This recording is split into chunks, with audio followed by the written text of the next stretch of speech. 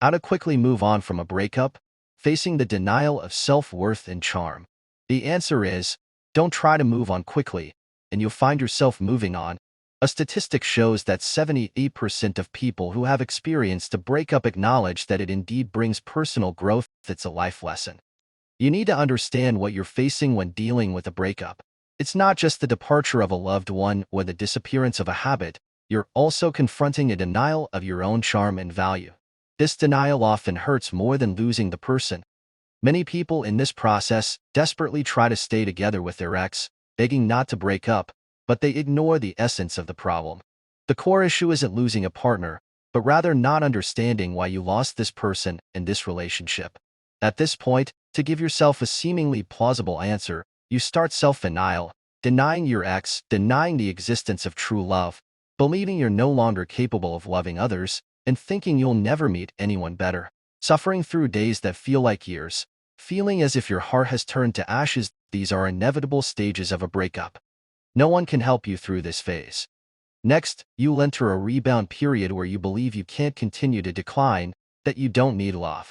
So you start working out, reading, improving yourself, firmly believing that if you become better and leave your ex behind, you won't be trapped in your previous relationship. In reality, these actions can temporarily alleviate your pain, but it's not yet time to feel relieved. You'll soon discover that once the music in your earphones stops, or when you encounter something that triggers memories, you'll find yourself emotionally overwhelmed again. Then, following advice from the internet that suggests a new love interest is the fastest way to move on, you start looking for someone new. However, you might find that you can't connect with this new person, whether or not your type. You start missing your ex again, believing you'll never find anyone better. So you give up on communicating with a new person and revert to your previous state. The crucial turning point. At this point, you reach a crucial stage. You realize that your previous methods aren't working anymore, your self-suggestions have become ineffective, and you're at a dead end. You begin to take the most challenging step, facing yourself. The most difficult thing in life is confronting your own issues, seriously considering and carefully analyzing the mistakes made in a relationship.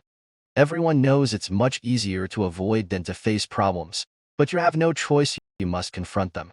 You start thinking through your immature behavior in the previous relationship, taking your partner for granted, not understanding them, believing you gave more when in fact you were childish, selfish, and avoided reality without taking responsibility. You finally understand that a breakup isn't entirely the other person's fault. From the moment of self-reflection, your journey of growth begins. Your worldview reshapes as you finally admit your own issues, and that you weren't a perfect, qualified partner. You acknowledge that the failure of the relationship is inseparable from your own flaws. You stop complaining about your ex's heartlessness and coldness, finally understanding their grievances and contributions. You comprehend many previously overlooked details that contributed to the demise of the relationship. At this point, you can feel fortunate because you've entered a new phase. Suddenly, one day you wake up and realize you don't feel as terrible as before. You start accepting the breakup, accepting the loss, and becoming less concerned about it. In the following days of recovery, you might still often think about your ex, but without resentment or blame. You just feel regretful about losing someone who once played such an important role in your life, someone who understood you so well and was willing to give so much for you. It's a pity, but life is full of regrets.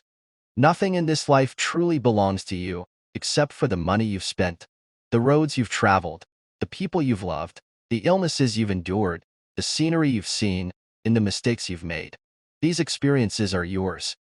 There's nothing insurmountable, it's all just experience. Because of youthful ignorance, you fell, but it's just an experience accompanied by pain. After you stand up, you'll be stronger and better. You'll also sincerely wish your ex well.